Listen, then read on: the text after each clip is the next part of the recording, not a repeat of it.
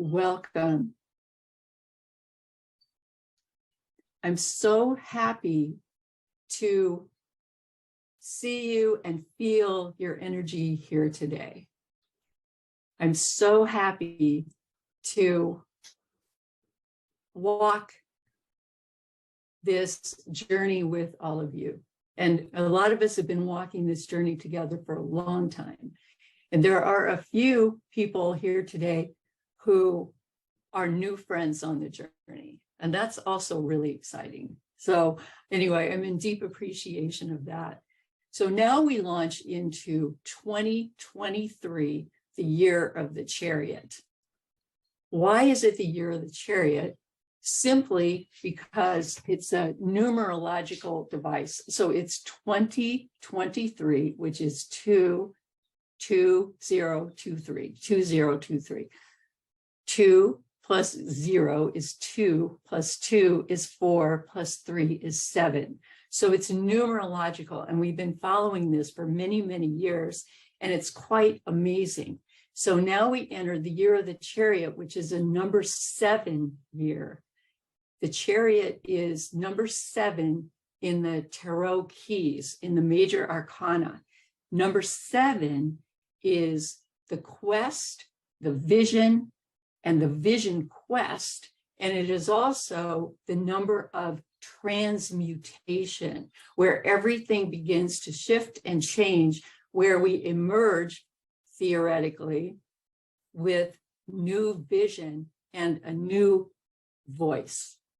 So the year of the Chariot, and even more than the year of the Chariot, our journey with the Chariot in total begins with our incarnation into this life, actually. So in a certain sense, it begins at birth. Therefore, the esoteric title of this card, there are esoteric titles of all the cards, and this is like a mystical title. The mystical title of this card is Child of the Powers of the Waters. Excuse me, Child of the Powers of the Waters. The waters represent the cosmic sea from which we emerge, the cosmic field, the womb of the universe.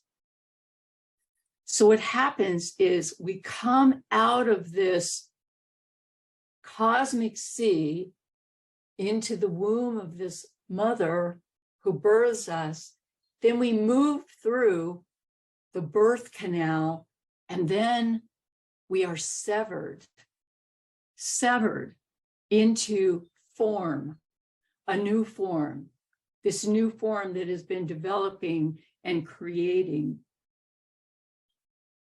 We are this form that carries this force, this energy, this spirit, and this power of the place from which we came. All of that is part of us. But here we land. We land as the child severed and alone, as the one being.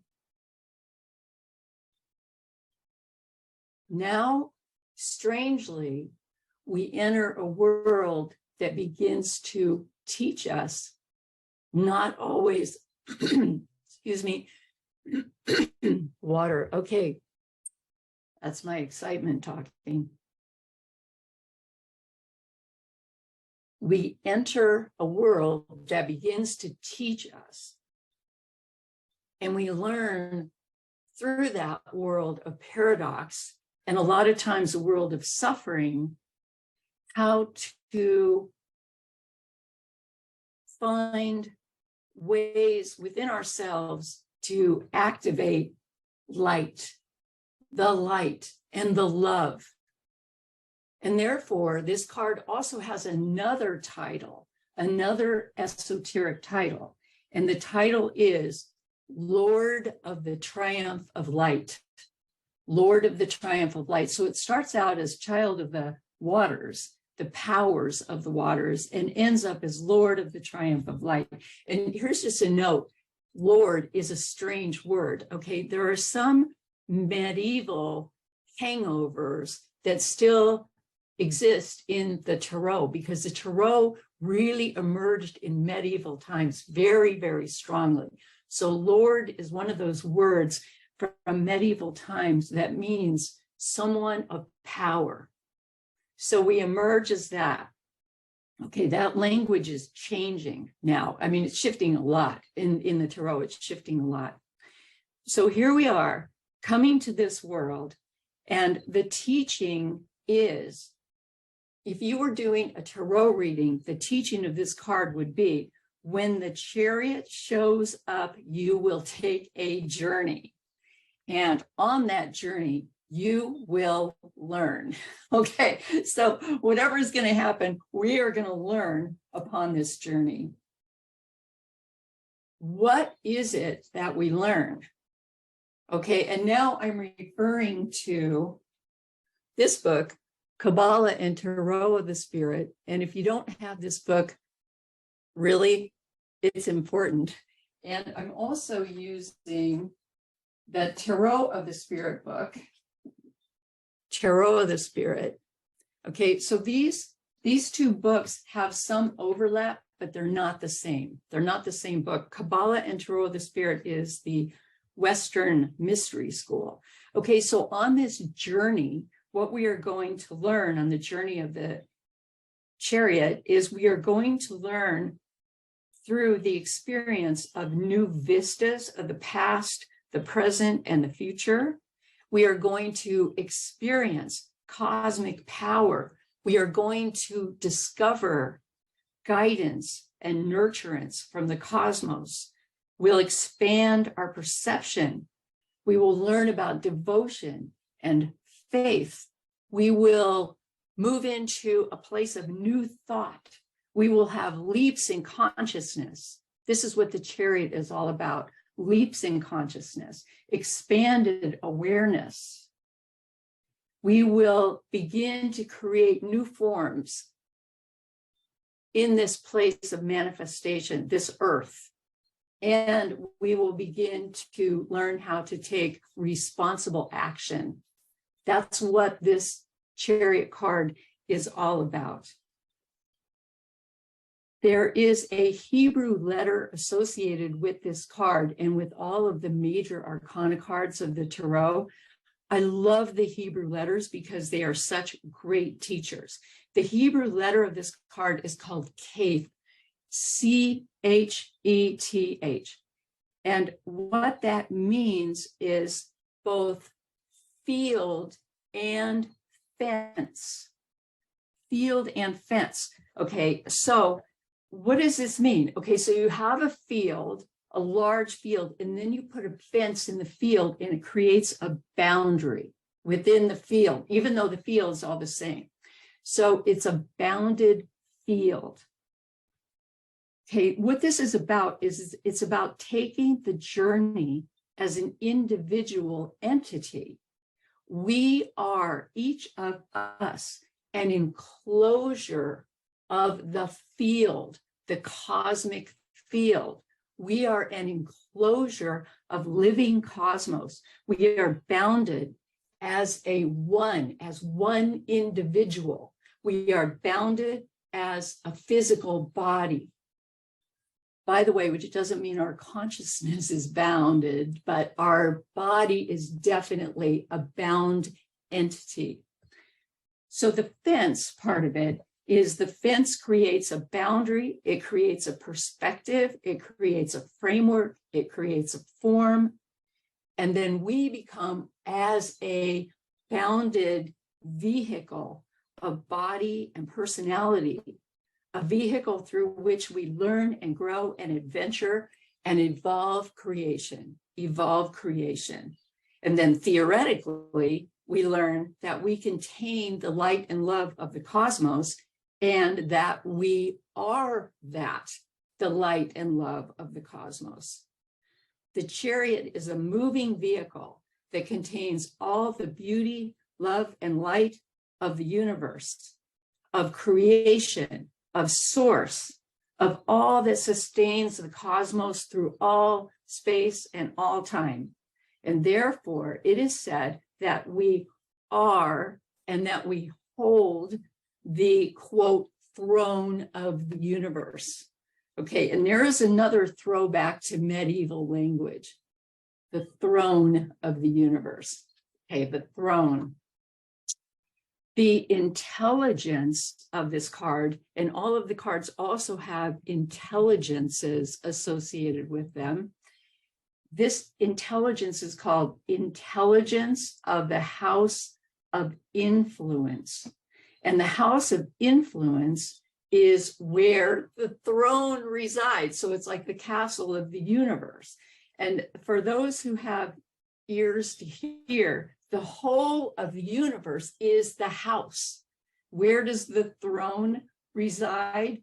In you. And it's also throughout the universe. That's where the power resides. It's in you. The house of influence.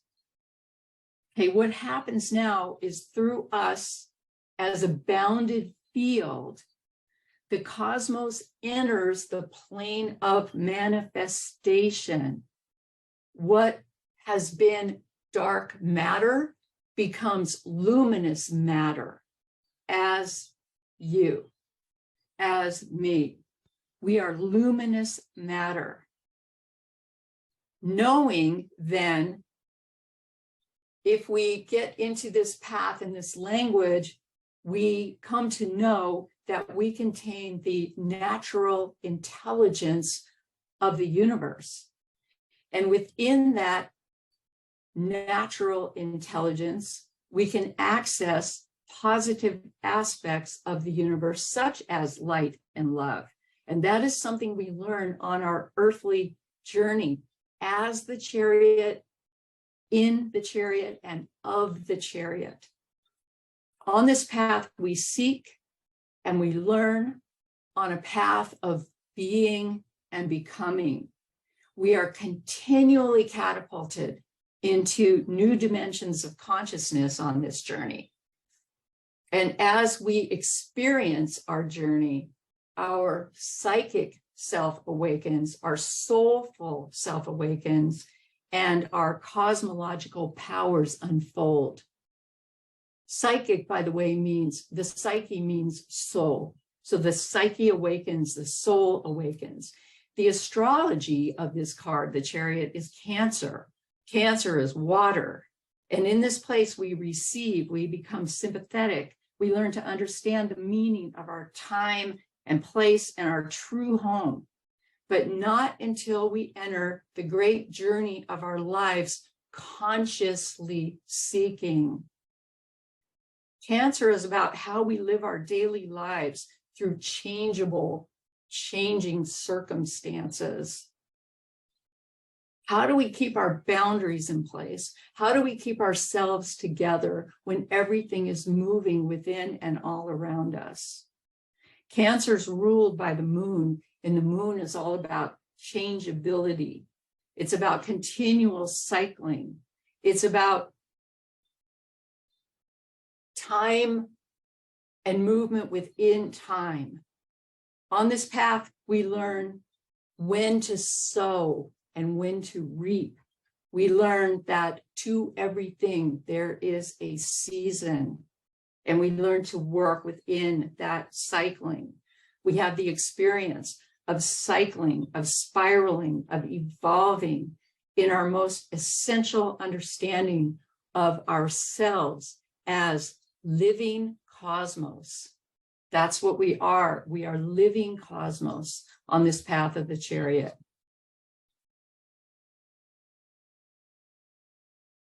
So this journey, the quest,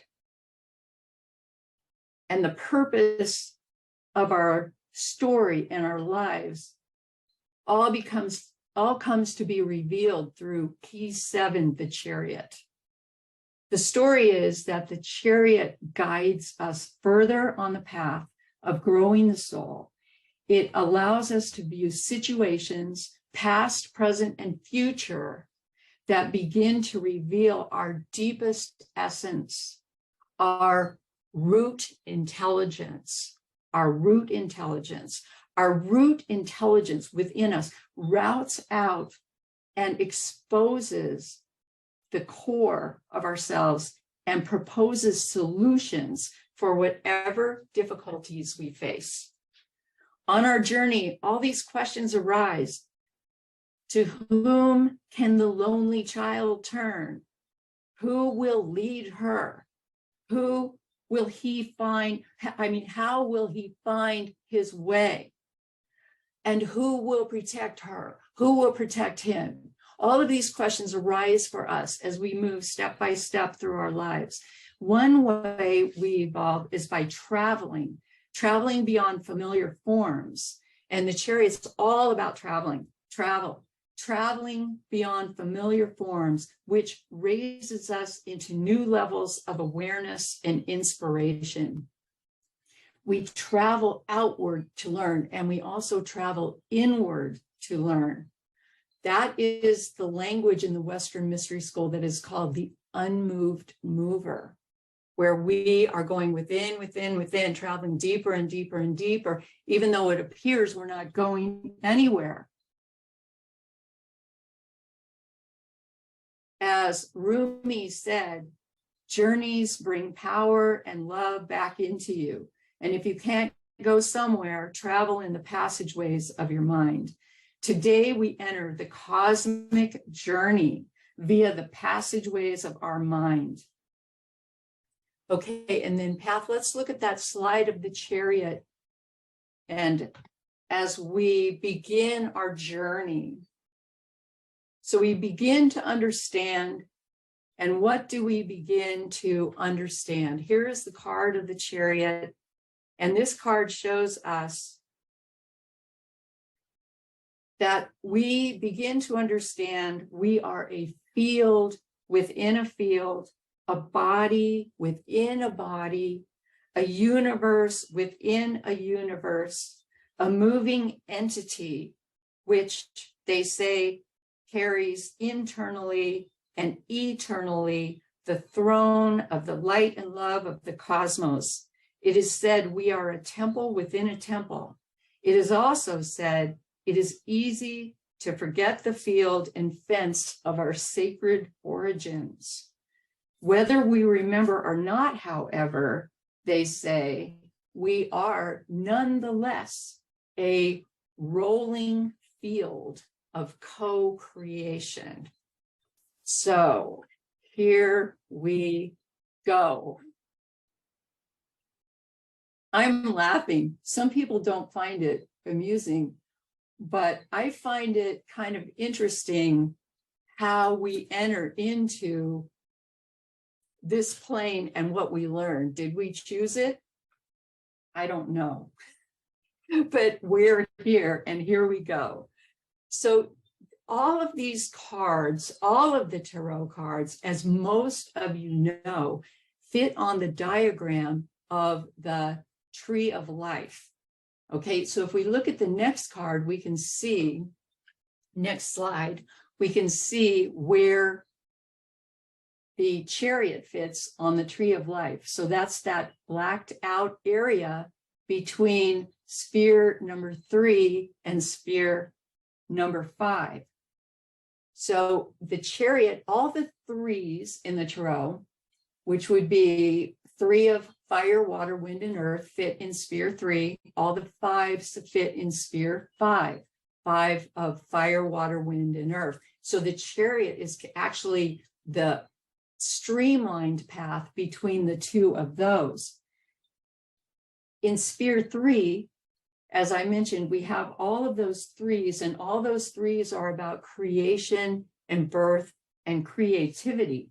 Also, all the mothers live in sphere 3, and of those, there is really only one primary mother, and that is the water mother. She lives in sphere 3, water mother. She is the birth mother of the universe. She is the divine feminine, and it is from the divine feminine, the water mother, we emerge on what is called the path of descent. Well, what do we descend into? So we cross the abyss, which is that gray space in the center of the card. And the abyss is the place that they say separates one world from the next. So this is where we move from being not manifest into manifestation as we cross the path of the Chariot. Okay, what do we move into? We move into sphere 5. Well, we will revisit sphere 5 in a minute. Sphere 5 is often known as a sphere of trouble. A sphere of trouble. We run into a lot of difficulties in sphere 5. But what I want to tell you also is that the path goes both ways. It doesn't just go one way. So the Chariot moves out of the sphere of trouble and into the sphere of trouble. And on that path, we learn. Okay, so the next slide is the Water Mother. Here she is, a vision, a metaphor, and a vision of our cosmological mother. She is the divine mother, and she lives at the top of the tree of life in sphere 3, or around sphere 3, as we just saw. Directly across from her is the divine masculine, which lives in sphere 2. And then connecting both of them is sphere number 1, which is the portal of all creation. It's the source of all creation. And so those three taken together, that source, the maternal aspect and the paternal aspect, come together and give birth to the universe. So then the Chariot emerges out of and into the manifest universe through this process of creation, symbolized by the Water Mother. She is the keyhole to all divine knowledge and wisdom. And by the way, she's also a bell that calls us. Okay, and then the next slide is the question of who is emerging. Okay, so this goes we're going the other direction to the Chariot overlay. There it is. This is the next slide. Who emerges?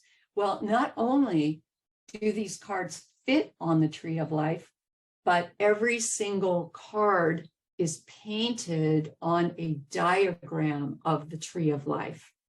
And so that mother, father, source energy is a triangle at the top of this card.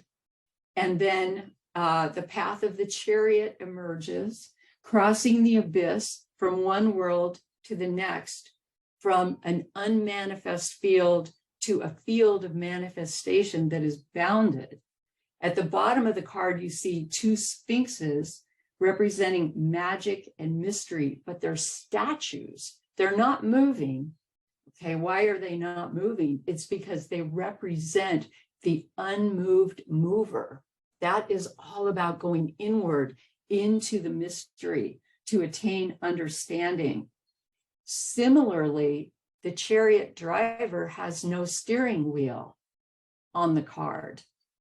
And the hands are basically centered between sphere number 5, which we descend into, and sphere number 4. So 5 is trouble, 4 is stabilization, and the hands are between those two points with no steering wheel, because again, that represents being and becoming the unmoved mover.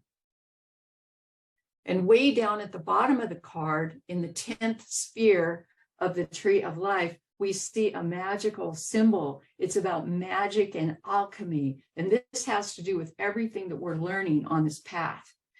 The wheels, you see 2 wheels at the top of the pillars and 2 wheels at the bottom of the pillars. The ones at the top represent divine feminine and divine masculine. These are basically the receptive and emitting powers of the universe that are always at work, always at work, always at work. Then the head of the chariot is in the secret sphere, number 11. That's got the dots around it. You can see it's called dot. And inside of that, the mask of the chariot is a certain pattern, which is a blue. It's a particular pattern that is the pattern that we see on the attire of the high priestess. The high priestess is centrally involved in driving the chariot. The high priestess holds the story, our story. We are driven by the story. We are driven by the story that is unfolding and that we are unfolding. And inside this story, we begin to attain the vision, the sight. We begin to understand our place in the book of life, in the Akashic records that the high priestess holds. We'll return to that in a minute. In the very center of this card, we see the signature. And if you look at this card, I think you can see in the middle circle, there is a V.T. That signature is my mother's signature. This is a traditional place where artists of the tarot sign the whole tarot deck on the Chariot card. Why? It's because if you come to understand this card, you understand the whole deck, so to speak. And when you understand the whole deck, you hit the mark. You have made it. And now you have the power of your voice. That is the power of the Chariot. It's the vision and the voice. Okay, so why did she sign with the initials V.T? Here's a mystery. If there is a period between two letters or between two words in the mystery tradition, it means you can read the letter, the sentence, whatever, it's a code. You can read it in both directions, backwards and forwards. So VT is one direction and TV is another direction. And they both have a deep meaning. TV means Tav, it means the mark, hitting the mark. You have hit the mark. And VT were her birth initials. The V was for Verna, which no one knows her as, and except me and a few others. And her last name was Tanland. How far we move from where we begin. Sometimes our entire name becomes unrecognizable. So this was her birth name. It's her father's initials. It was also the Masonic tradition that was passed down to her. And so this card has some Masonic symbolism on it, representing the Kabbalah. So VT, she signed it in the middle of this card. And so what do you know? We'll be asking this later. What do you know that you would, that's so important, you would sign your signature to it? Okay, then the next slide.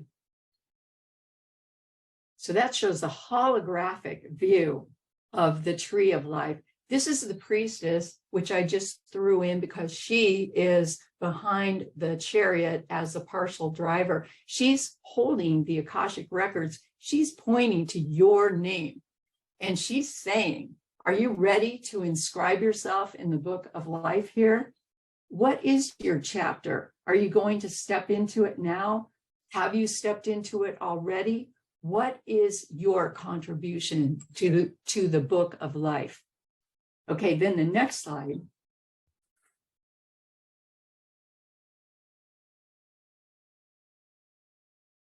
The next slide is the 4 5s, because when we descend that path, we descend into the 4 5s of the tree of life. The first one is the 5 of fire, second, 5 of water, third, 5 of wind, fourth, 5 of earth. So that first card there is the struggle. It's a spiritual struggle. This is what we emerge into. The 5 of water, the next card, spilling, is all about a broken heart. It's all about the depths of emotion, things that go wrong for us emotionally. The 5 of wind is about fear. How are we going to deal with our fear? What's going to happen? 5 of earth is all the things that can go wrong. It's called the nadir, and it's about illness. It's about disaster. It's about loss. It's about physical hardship. It's about financial woes. All of this, the Chariot powers into. This landing pad, this airport that we land on in coming to this life, has been known as the battlefield for, we'll talk about this further, but the battlefield, it's a battlefield. Okay, how are we going to work with the energies of the battlefield? It's as if we are landing in a storm, and if we are not landing in a storm will be coming soon. So what do we learn? We learn eventually how to power in, how to power through, and how to power out. And a big part of that is going to be learning our deepest values. And when we learn those deepest values, we are held. We are back in the arms. We are back in the embrace of the cosmic mother. So number 5, sphere number 5, is known as the sphere of radical or root intelligence. Radical, the root R-A-D for radical means root. Here is where we grow the most. Here is where we learn the most. Okay, the next slide is the tower. Why the tower? The reason for the tower is because the tower stands right behind the Chariot. The tower is number 16, major arcana card number 16, and 1 + 6 is 7. So this is another numerological thing. You have the Chariot in front, you have the tower right behind. In the Chariot, we are going to have to negotiate everything that happens when things fall apart, when the tower breaks down, when we fall out of the tower. The tower may be, it could be our personality that we've created over time. It could be what we have constructed over time. It could be the corporation. It could be the government. It could be anything. When it starts to break down, what is going to happen? And the Zen saying that goes along with the tower, which I really love, is my barn having burned down, I can finally see the moon. We start to become clear when the things come down and then begin to dissolve. We become very clear within ourselves. The next slide is the path of the tower on the tree of life. So here's where the tower lives on the tree. It lives between the 7s, the 4 7s, and the 4 8s. And it also goes both ways. So next slide is the 7s. So if we look at the 7s, this is how we can start to move out of the 5s, is by making a leap into the 7s. So the first card, 7 of fire, second, 7 of water, third, 7 of wind, and then the fourth one is the 7 of earth. The 7 of fire is called courage. That's the first card, courage. And it is about having the courage to realize and then share your own personal story. That becomes the way through. All these 4 cards, by the way, these 7s, these are all cards of seeking. They're all vision quest cards. They're all cards of questioning, of asking the question, not having the answer at the outset, not having the answer at the outset, but leaning in to find the answer. So this is a vision quest. This is the question, this is the questioning that is going to lead to our transmutation. So here is where, with the Chariot, we're riding into the unknown. Question, the word itself means journey into. Quest, and then I-O-N means into. So here is the journey into, where we seek a vision. So again, the first one is just to have the courage to learn our own story, which is different from anyone else's. We need to understand our own story, why we're here. The second one, the 7 of water, is the card of insight. That's where everything is sloshing around and moving and we can't get clear about it. We drop deep down into ourselves and also rise into a higher way of knowing to gain insights that will carry us through. 7 of wind is the card called many tongues. And in this card, what we learn to do is converse with others and share, and start to try to determine what the way forward is in terms of creating new ways of knowing. And then the last card is the 7 of earth. This card is called the garden, and the garden is about imagining the way it could be, imagining the new earth, imagining what seeds we want to plant. And then we begin to plant them. And lo and behold, what we begin to plant starts to come into fruition. The next card then represents the 8s, because that's the other side of the path of the tower. So this card coming up is called Power Shield. We'll wait. Power Shield. This is the 8 of wind. I chose to show you only one of the 8s because this card, being the 8 of wind, represents consciousness. It represents thought, which becomes consciousness. So we think our way through the difficulties and we receive energies. And what we wind up with is this card, the 8 of wind, which is the culmination of moving into a new way of knowing. This card is called Power Shield. And what does our power come from? It comes from receiving the vision of the 7s and then translating that into a message. And by the time we can translate it into a message, we're already into the 8s.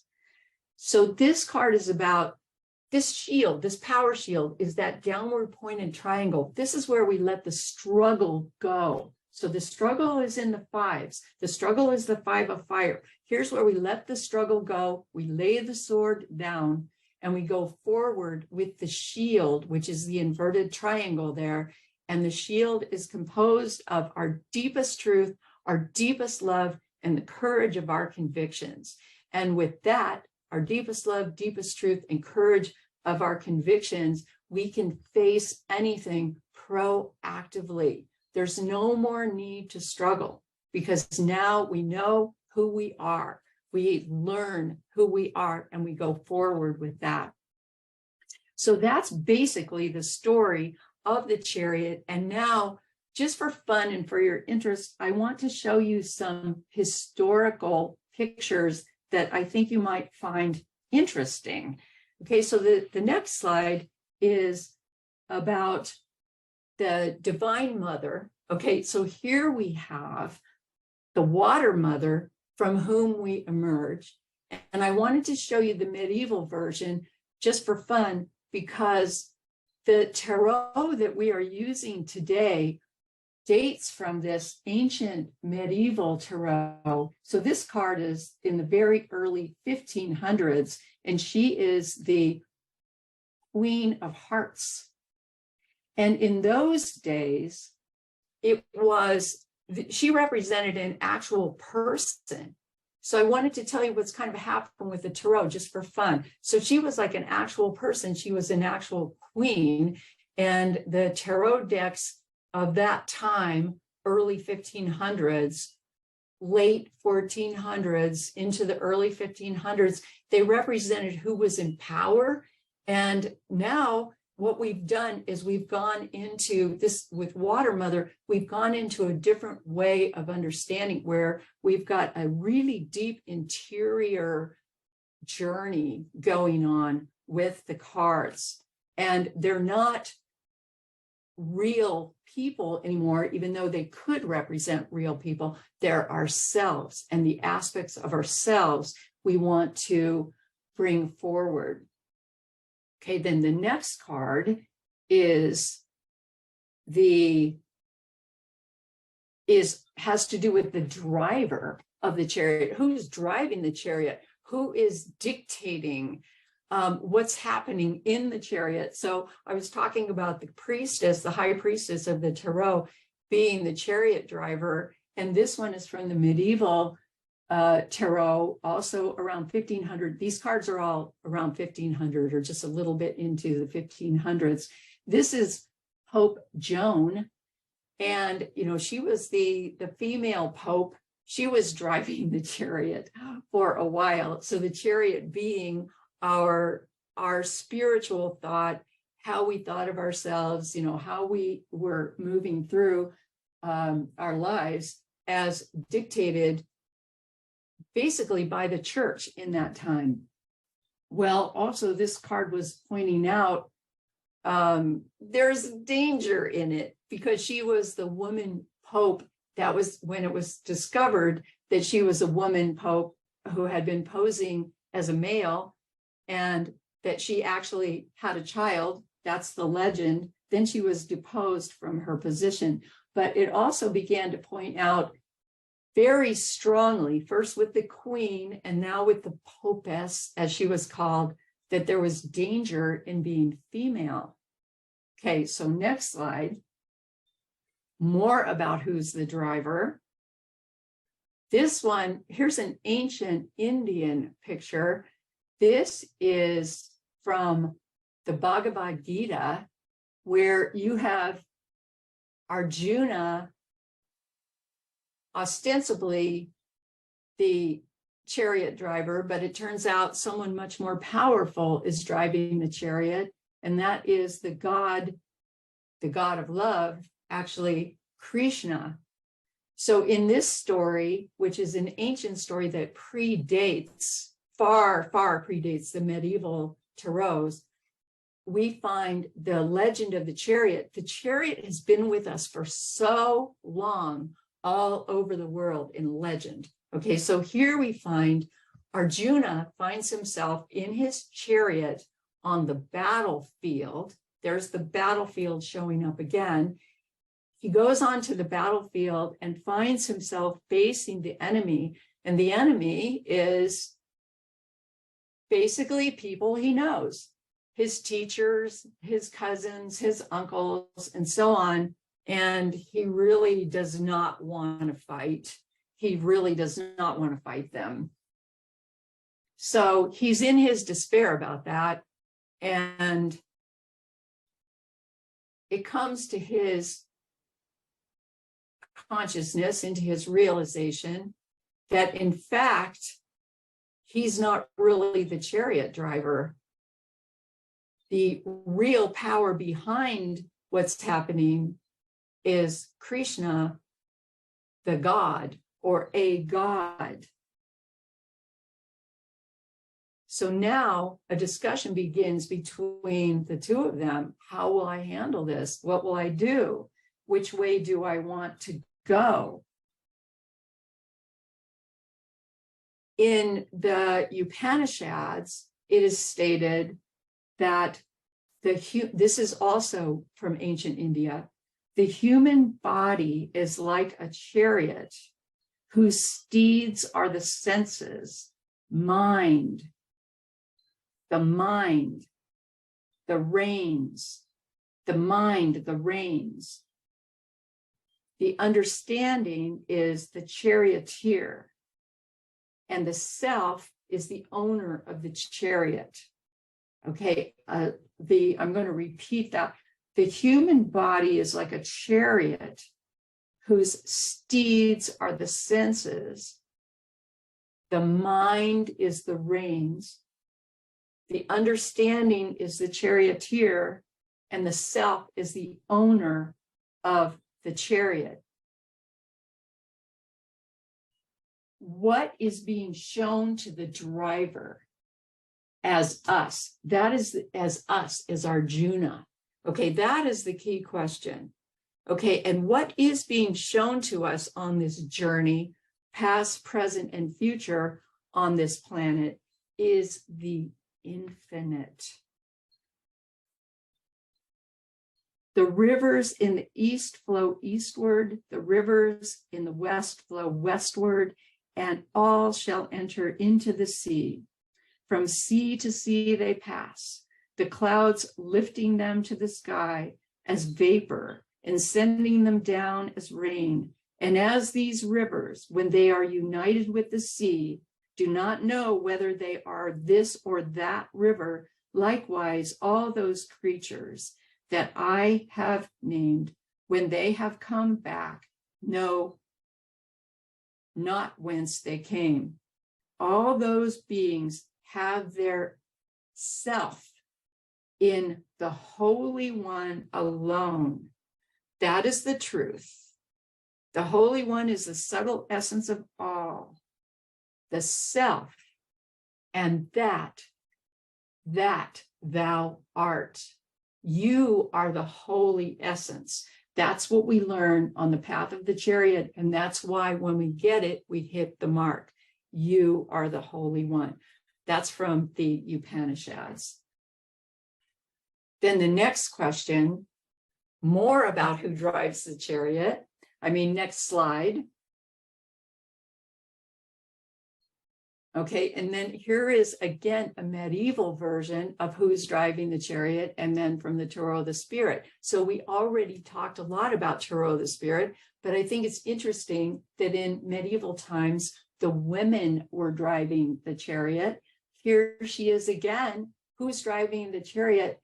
The Queen of Hearts.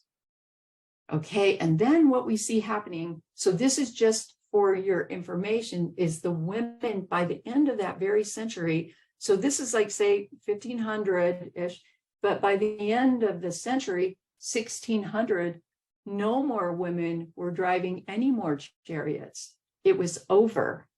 And the witch hunts were going on heavily, among other things that took the women out of power. But I just wanted to show you, just for your sort of interest, that the women had been in great positions of power, and the tarot decks of the time reflect that. The next question, the next slide, these are all questions. Each slide is a question. The next one is the tower, and the question is, who falls from the tower? So in medieval times, who fell out of the tower when the tower was struck by lightning was whoever was in power.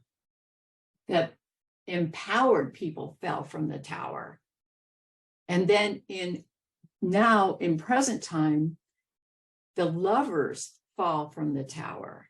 Okay, the lovers are falling out of the tower, and the lovers are ourselves. Ourselves as lovers in this universe evolving. The pictures evolve in the tarot, evolve from actual lovers to ourselves learning that we are cosmos. So part of what needs to go is the thought construction or the paradigm that has held us in a place of conflict and separation over so many years. Theoretically now, we fall from the tower to learn how to better love. And even in the Bhagavad Gita, the question is raised from a mystical point of view: what battle is worth fighting for? And the mystical conclusion is the only battle worth fighting for is love. And that takes on a whole different light. And then we have a whole different definition of what it means to be human, to walk forward in love, or to drive forward in love as the chariot full of love. The path changes and the meaning changes. So then we go back to looking at the chariot again as the chariot stands, and we come to an end of some of the things that we can begin to expect coming about this year. So we're talking about the movement, the fall, and then ourselves as a bounded field. So let's look at that card, the Chariot, one more time. And there it is, us as the one who is the mover and the unmoved mover, moving into a bumpy road, learning how to navigate the bumpy road, and in the end, learning about ourselves, transmuting ourselves through the trials and tribulations that we go through. So now we can expect to face a bumpy year in 2023, and we can also expect to, if we are consciously seeking during this time, to learn much more about ourselves, to awaken even further through the process that we're in.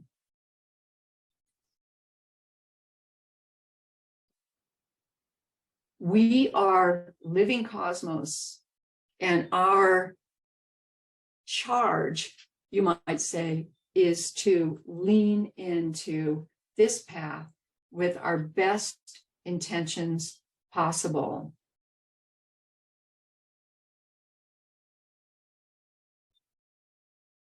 And here's our petition for the chariot. May consciousness be the vehicle that carries me to my true nature. Life is my vehicle. Consciousness is my vehicle. May I enter cosmic alignment. May I pursue the path of wisdom. May I pursue the path of love. May I open to receive the key of the chariot. And so we begin our year, and let us walk through this year step by step by step, opening to receive the vision and the voice that the chariot offers.